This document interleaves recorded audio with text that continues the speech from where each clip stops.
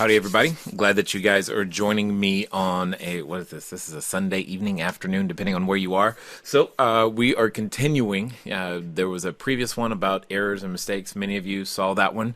And I told you then that I was going to follow up with one more. So this is the second in that same set series.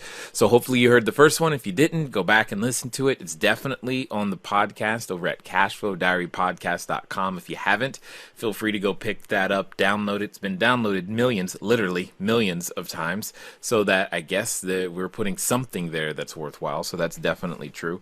As you guys are entering in the room, do me a favor, go ahead and give me your first name, where you're from, how many units you currently have. My name is Jay Massey, CEO of CashFlow Diary. You can see some stats there, right? And in this particular case, it's kind of funny because we're going to talk about mistakes, and on those stats screen, you're seeing a whole bunch of successes.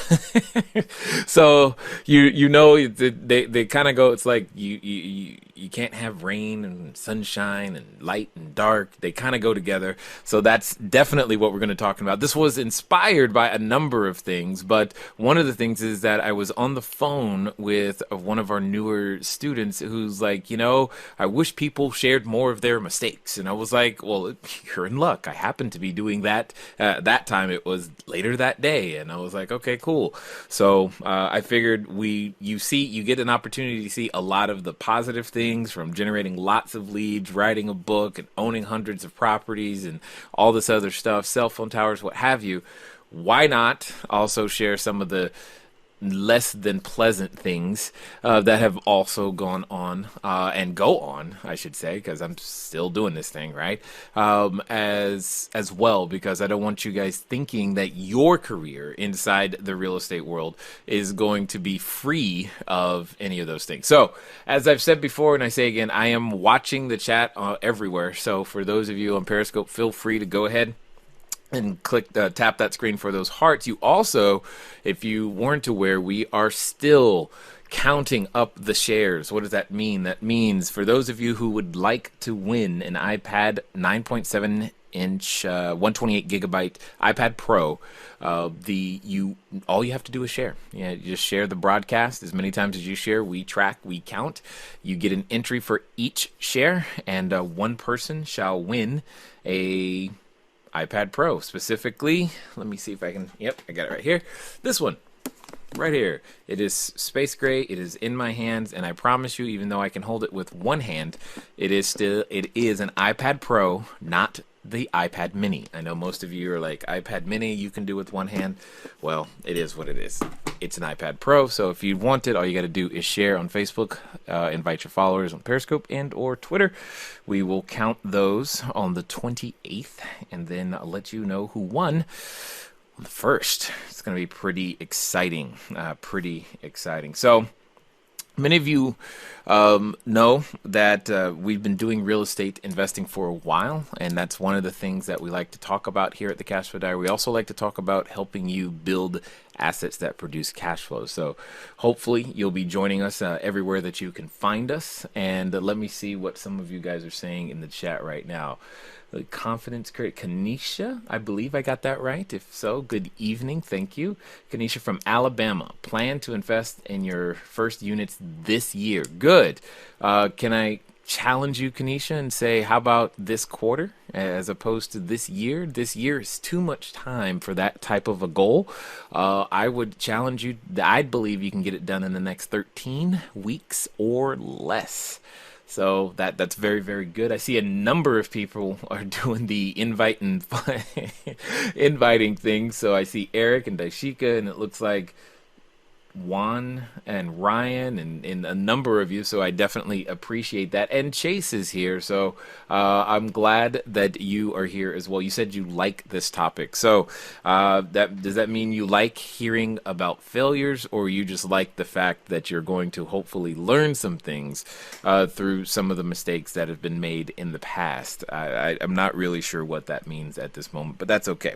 So let's kind of dive into it. Let me look at my notes because I got 1, 2, 3, 4, 5. I have 6 big areas, and I may be able to condense some of them. So feel free to ask questions, type them in. I'm watching, especially for those of you on. Let me check Facebook real fast. Sorry. I see Thomas is here and Scott is here. Excellent, thank you. So make sure that you type them in because when I stop to look at the comments, I want to make sure that we that I'm able to answer whatever questions you might have. Chase says he's ready to learn from my experiences. That's a positive way of putting it, my friend.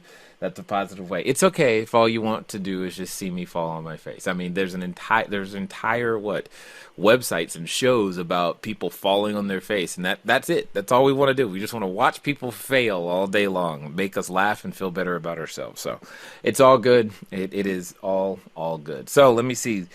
Number one. Okay, so guys, I've done deals in many different states in the United States, like many, at least 8, probably 9, or if not 10 by now. We're talking apartment buildings. I started out with single family houses, did hundreds of those. I did mortgages, so that was that, and we still have some actually, where people pay their monthly mortgage to me, which is kind of neat. So I've got that experience. So the single family house experience, and the apartment buildings and cell phone towers and commercial real estate. These are all things that I've done. And now many of you know that we're doing a lot of the whole short-term rental thing.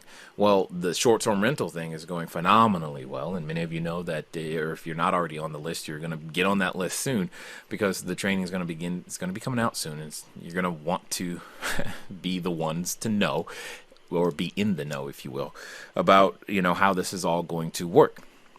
My point is having done hundreds of deals and having signed my name a lot of times on HUD documents and escrow papers and all of these things. I mean, I've forgotten how much I spend just on notary in an annual in a year. My point is, there's a lot of transactional experience crossing many years, and some would even say that I've done decades, if not lifetimes worth of experience in a very short period of time. And okay, that's fine.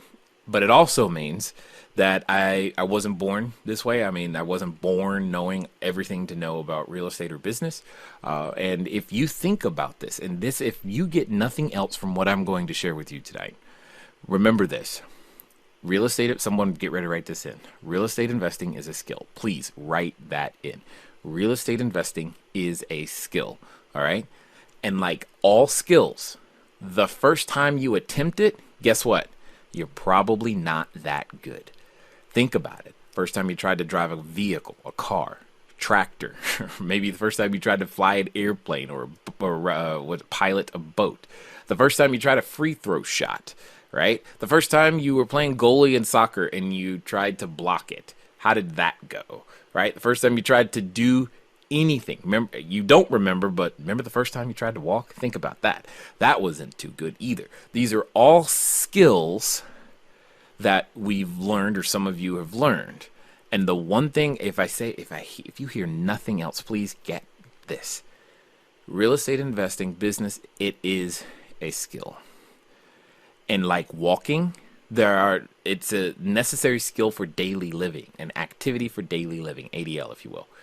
There are necessary skills for just being in business, all right?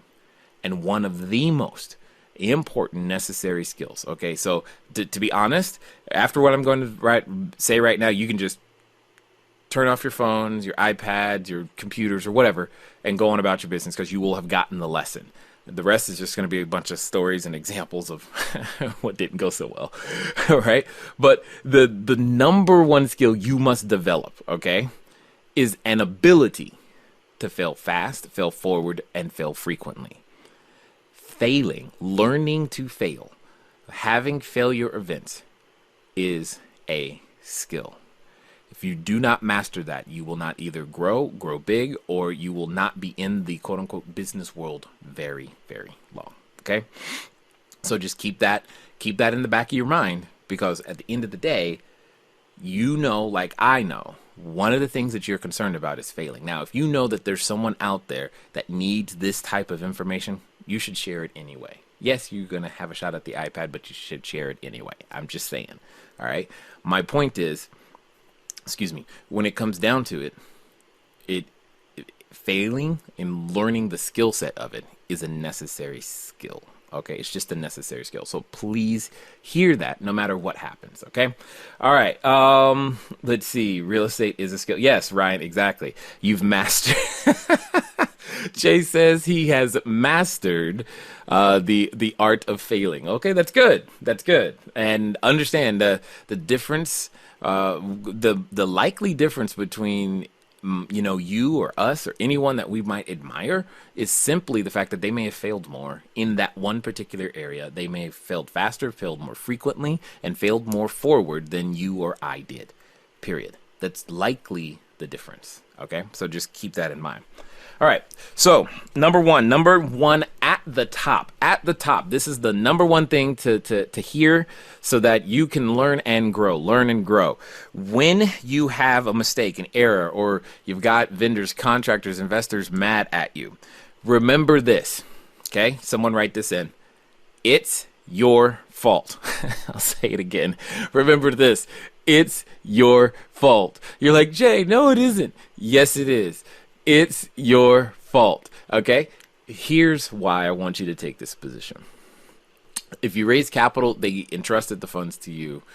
It's your fault, okay? Maybe it actually isn't your fault, but here's why you want to have this mental mindset. It puts you in the ability to learn, because when you start blaming or saying they did something and it's not my fault, how dare you, Mr. Investor, Mr. Contractor, Mr. Tenant, be mad at me? It prevents you from being able to learn. Blame shifting will stop your ability to learn. Here's the golden nugget. When a failure event happens, when something occurs that you did not intend, that's the definition of a mistake. Something that occurs that you did not intend, right? Programmers call it a bug, an unintended consequence. So when something occurs that you did not intend, that is a golden opportunity for you to learn. You just paid full price, no discount for that particular lesson. There's a lesson there. There's a reason why that something happened. For example, there was a time, 5, 6, 7 years ago now, and where I was working with a partner. All right, I was working with a partner, and my job was to raise the capital, which I did. Their job was to select properties that we were going to fix and flip. And I was like, okay, cool. That could work out. So I went out there, I raised $100,000. So I had the $100,000, everybody had what they needed. We did the first round of properties. I think that time we bought like six properties for $100,000. Now this is in Indianapolis, in Indiana, and this was a while ago. All right. So what ended up happening? No, we bought 7.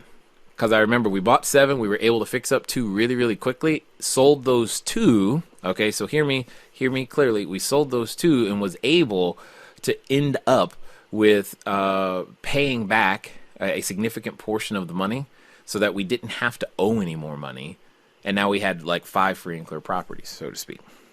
I was like, okay, this is pretty good. And it sounds great. And then we start rehabbing those. Well, here's the deal.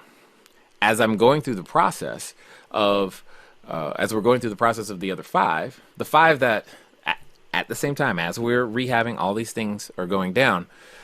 Turns out that my contractor decided to have a divorce and nervous breakdown and totally skip town. Turns out if I remember correctly, it was the title company we did not get title insurance. Now, honestly, I know to get title insurance. It's not something that I didn't know to do. However, it was not under the purview of my responsibility directly. My responsibility was the $100,000 and raising that. And that's what I did.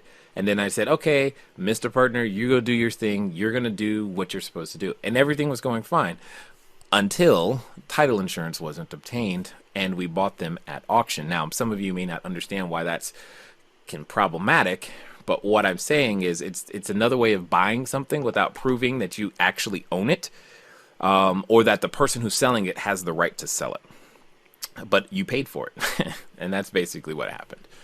Then from there, I was introduced to the process known as quiet title. And this is a long process, many, many years in some cases, to where you now have to prove through lawsuit and legally that you do own it and give other people who think they might have a right to it to challenge your ownership in a public forum.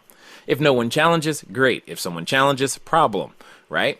Now, and in this particular case, what ended up happening is that there was a person who had already been paid off, all right, by the prior person, but that being paid off was not properly recorded. So now we have to go through the process of saying, hey, you said we know you've been paid off, but it hasn't been properly recorded. Will you please sign this? Well, if they want to, they can say, well, no, I haven't. You owe me money. Well, guess what they did? Yep, you got it right. So, long story short, had to end up paying that.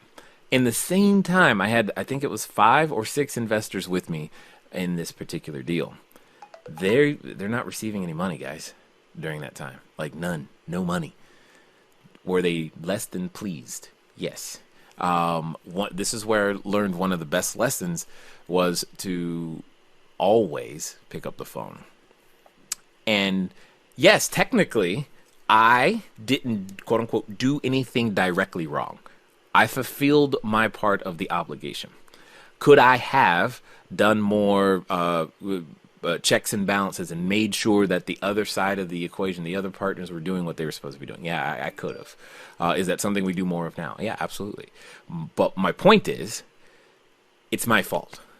I grew the most out of that situation because I adopted the mentality, it's my fault.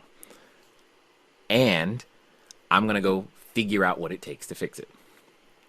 One of the things that I've learned is that when things go wrong, oftentimes investors are afraid, and contractors and people are just afraid they're not going to get paid. They're not going to get their money back. They're not. All of these things that they have ever heard of going to happen has now just happened to them because they believed in you. And one of the things that I try to do is let my yes be yes, my no be no. I am not perfect at that. I don't know if any human is. However, when I recognize it, we try to work it out. And that's ultimately what ended up happening, is we came to an agreement and we were able to work it out. Many of them, some of them still do business with us. Some of them went on to do other industries because they just didn't want the risk of that type of thing happening in real estate again. Okay, totally understood. Yet, that was a reality. It's also a reality check for you. Is that something that you want to, if this is going to be part of your business, is that something you want to do? Yes or no? Now, one of the things that may be happening as I talk through these is that you may decide you don't want to do real estate. Completely understood. Makes a ton of sense to me. And if that's completely fine. That's okay if that's where you end up. All right. Let me see some of the things that you guys have said in the chat room. Let me see. Marcus is here. Black Tie Valet is here. Thank you for joining. Daishika Marcus keeps joining and rejoining. Somebody is giving me some love over there on Facebook. I totally appreciate that. So I'm hoping that this is helping you. But remember, someone write this in. It's your fault. All right, so let's get to the second thing. And before we get there, let me remind everybody, if you haven't already, especially for those of you, if you want to enter for the iPad, feel free to do so. All you got to do is share. All right, so if you just got in here, my name is Jay, CEO of CashFlowDiary, and at the end of the day, what we're talking about are mistakes. What you see on the screen right now, though, are some of the great things that have happened. We're talking about some of the mistakes, errors, and what to do when investors hate you, contractors hate you, you might even hate you at the end of the day. And I totally understand all of those things is really what it comes down to me. All right. Number 2. The next thing that you want to make sure that you do when this happens. Notice I'm not saying if. I'm saying when this happens. You don't want to hide. There is temptation to dodge all communication. At least there was for me. Pick up the phone. Answer the email. Answer the voicemail. Respond. Here's the lesson. Respond as quickly as you did before the transaction when you were in the sales process. Period. Respond as quickly as you did before the transaction when you're in the sales process. while you may not have a new answer, you may not have anything updated, you might not have anything positive to say, pick up the phone and number one, listen. It is not going to be fun. You are going to, I mean, remember, that you were entrusted with funds, and it's sad. It hurts to know that something you were a part of isn't going the way that you wanted it to go. And they are expressing their displeasure in various words and phrases to you. and that's okay. You're a part of the situation. You could become the very object of their hatred and desire. It's unfortunate. Yes, they bear some responsibility. Absolutely. Absolutely. I'm not saying that. But I just want you to know that you got to pick up the phone. Okay. You've got to pick it up. I know you don't want to return the email. I know you don't want to read the email. I know you don't want to do those things. Who would want to? No one wants to pick up the phone. Everybody wants to pick up the phone and deliver good news. No one wants to pick up the phone and be yelled at. So hopefully that makes some sense. Okay, but that's number 2. I'm trying to speed this up. You might even hate you. Yes, Chase. you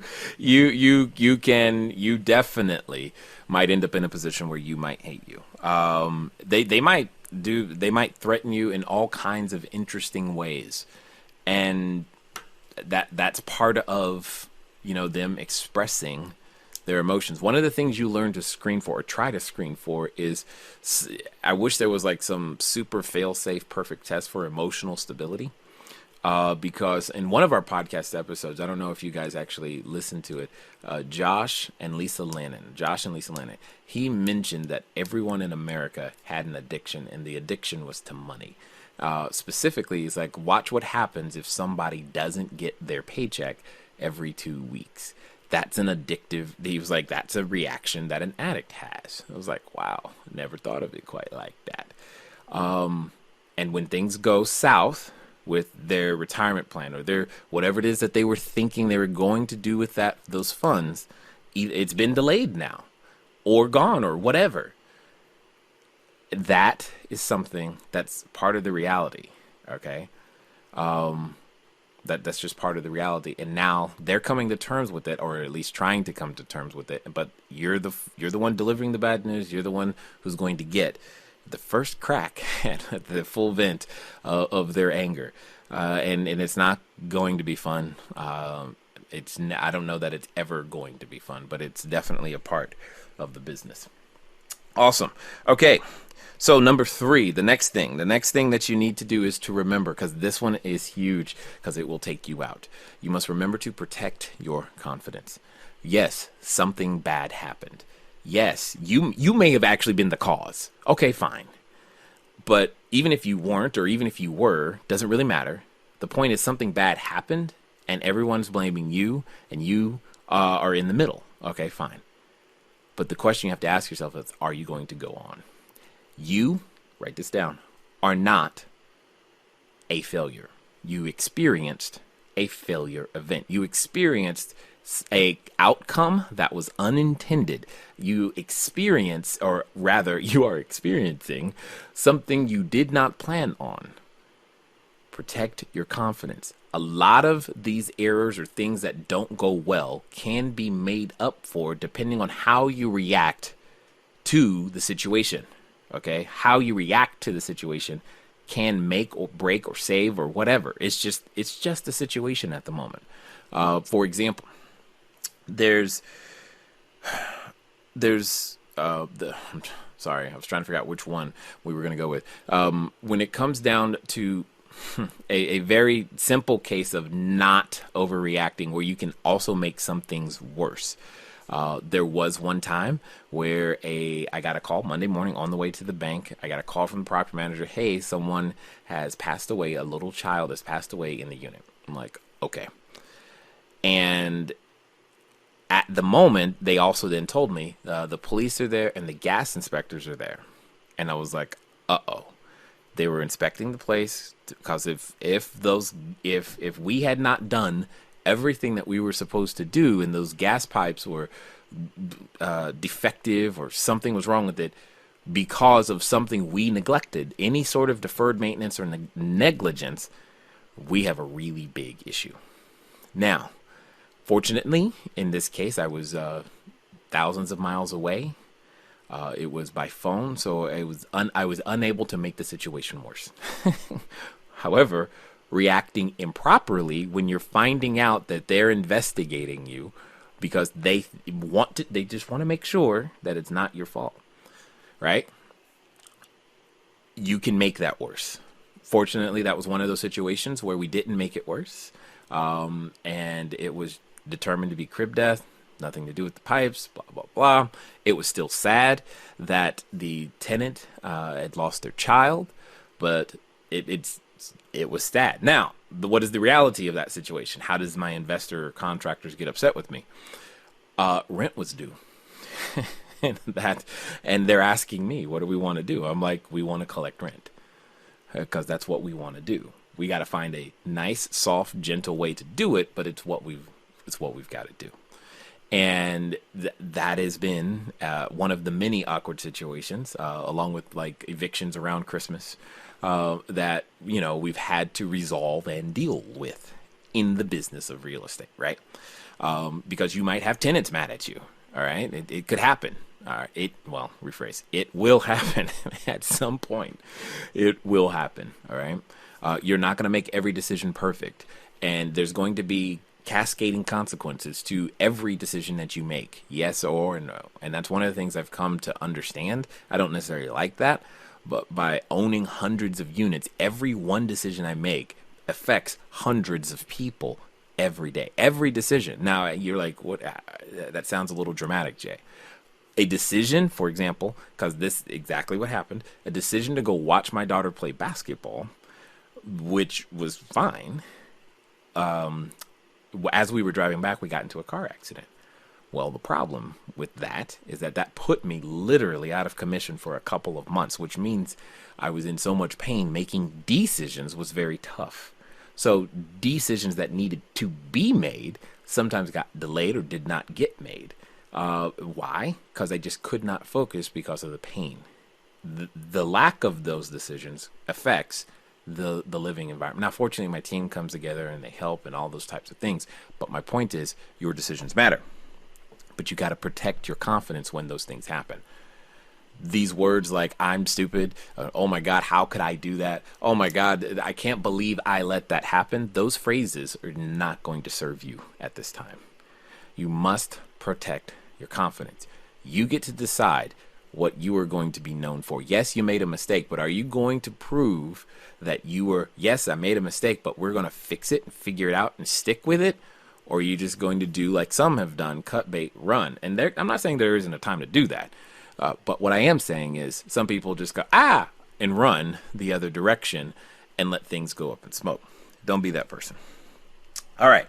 The next one I titled it, See It Through to the End, which is kind of relevant to what we were just talking about, is when it comes down to it, the mistakes delay your timetable. For example, let's pretend that one of the things that happens is you're in a situation and you don't actually do, like you place the wrong tenant, or you don't have a fully qualified tenant, but you think they're qualified. You did everything you know to do, but there are some other things that you didn't know to do, or maybe your team didn't bring up, etc. And what ends up happening is that the wrong tenant gets in there. Now, you were planning on paying investors sooner, but you can't. Why? Because the tenant didn't pay. Well, now you got to kick that person out and get a new one in. And if they happen to give you trouble during the eviction process, you're like, cool, there's more money that has to be devoted towards getting them removed before you can get control to release the building. That's real talk. Well, during that process, no one's getting paid, but you got to, and here's the thing, disclose what's going on. Disclosure will always protect you. And if you can begin to record that disclosure, even better. Like, hey, yes, I did tell you on this call, on this date, here's what I said. In fact, here's the call. Now, obviously, there are rules about recording both sides of the conversation, all those types of things. Definitely follow them. My point is this. See it through to the end. Just because, again, you experienced something that you did not, it's just a roadblock. It's a detour. You thought you were going to go straight. You thought this tenant was going to be great. It didn't work out. Cool. Pick up the pieces. Keep moving forward. Okay. Then there's the ever popular, the one that I know many of you are afraid of. I titled it, They Sued Me, Now What? Well, the first thing you do is breathe. Okay. This, especially in the US, is a long process. I'm not saying that you want it, nor do you want to do it. I mean, like an eviction is a lawsuit. It's like, oh my God, it's going to take forever. Again, work out an agreement. Maintain open lines of communication. Talk to the people. They're people at the end of the day. They could be frightened, afraid, scared, embarrassed even. I had that situation once where the investor was like, I have to tell my mom, who was a successful investor, what I did, and I'm embarrassed to tell her. And I get it. I got it. But we were able to work that through. That was, and the point is, you've got to be there to support all the way through. Again, if you're following the don't hide, you're picking up the phone and maintaining communication, if you're disclosing the entire time, if you're protecting your confidence, if you are still going after what it is, the original dream, and making those things happen, it's not going to be fun, but you know what it will be? You will be better. You will be better. And that's a good thing. We want you to become better. But at the point that they might have lost all faith in you, and that hurts to feel, but that's just the reality of the situation. But it's not the end of the world, and it's okay. At the end of the day, there's an entire process to that whole thing. I don't completely understand the entire process. Fortunately, I haven't had that much experience with it where I can break it down. Here's your deadlines and timeframes and all that. Not my thing. I'm just saying in general. Breathe. My CFO had to teach me, like, Jay, just breathe first before you react to all of these messages and emails. I mean, you'd be surprised how many times you find yourself in a situation, because I remember this one, where I found myself in a situation where the individual knew that it was cheaper for me to just pay him off way more than I actually owed him than it was for us to go through the lawsuit process. That totally irritated me because he knew that. And so to quote unquote make him go away for something he should have, anyway, I had to pay him more because it was cheaper. And you hear about these things all the time, where you hear about someone suing a company and then the company just settles for a few $100,000. Well, because it's cheaper than going through the lawsuit process. This may happen to you. It is not fun. It does not feel great, but it may happen. And if it does, then it does. That's also part of the business. But don't invite it. Don't ask for it. People will call you all kinds of names in this process. That's probably the thing that irks me the most is we were friends going in, we can be friends coming out, but suddenly now I'm the devil and all other names that you can think of. And that becomes very, very hard to deal with. Specifically for me, it's one of the hardest things to deal with. Like a lot of on my Amazon book reviews, I don't read them because, especially the 1-stars, because they send me down this negative spiral, and they could send you down this negative spiral for a while. I'm just like, but I have someone else read them because there's good feedback in there from the customer about what we could improve. So it doesn't mean it doesn't get read. It's just, or the information doesn't get processed. I just might not read it. So I developed a strategy so I can protect my confidence. But still, there's gold in that information. And ultimately, that's what you are being given.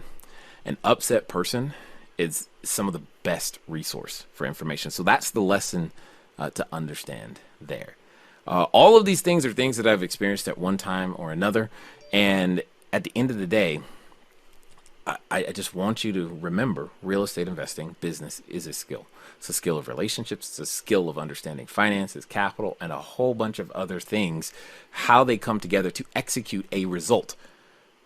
but it's not the end of your world. It's not the end of your career. It's not the end of your life. It's not the, people may look at you differently, but you just got battle scars now. People may call you names. People may try, especially in today's world of social media, get yelped into oblivion is what my wife always calls it, where a restaurant gets attacked by people who just start giving you tons of bad reviews. That is the world that we have. Or they try things, whatever thing they think might help them to feel better. And that's something that I want you to remember. Should something like this happen to you, that's something I just want you to remember. It's they're hurt. And you are a part of that hurt. And as far as they are concerned, you're the reason for that hurt. Now, that doesn't mean every investor I've ever worked with hasn't taken some responsibility and realized, okay, I see what you did. I see it wasn't your fault. Those types of things. Those people are out there. They're really hard to screen for, but you try and do the best you can. All I'm trying to say to you is that these things do happen. And when they happen, don't freak out.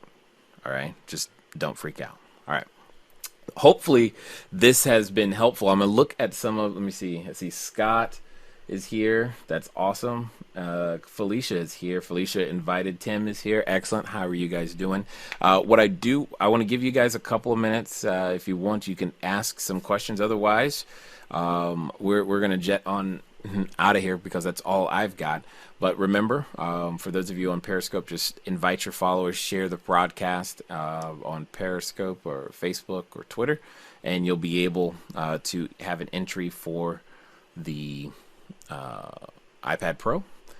Don't forget, if you missed the prior episode of mistakes, you can go to CashFlowDiaryPodcast.com, pick that up, and occasionally we do leave our replays up at CashFlowDiary.tv. Let me see, who is here?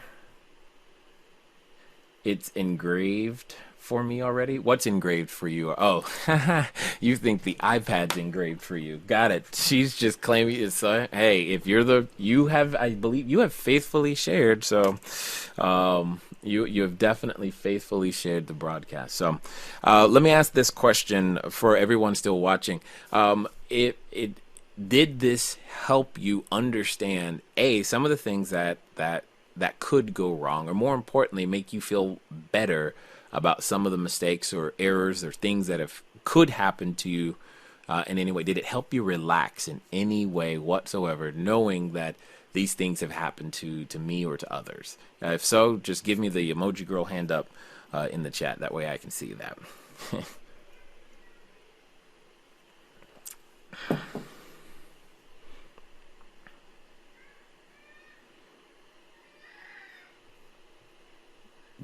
No? Yes? Alden just decided to share. Thank you, Alden. I totally appreciate that, for sure. Totally appreciate those things. Because the goal here today is simply to help and share and let you guys know that these things, well, they happen. It is what it is. I've got some new stuff coming in terms of short-term rental related stuff. So if you haven't followed already, you definitely want to do so. For those of you on Facebook, make sure you hit the live notifications button. For Periscope, hit the little Perry dude over in the corner. Then tap my name, tap follow, because you're going to want to pick that up as well. Dashika, thank you. I totally appreciate your support there.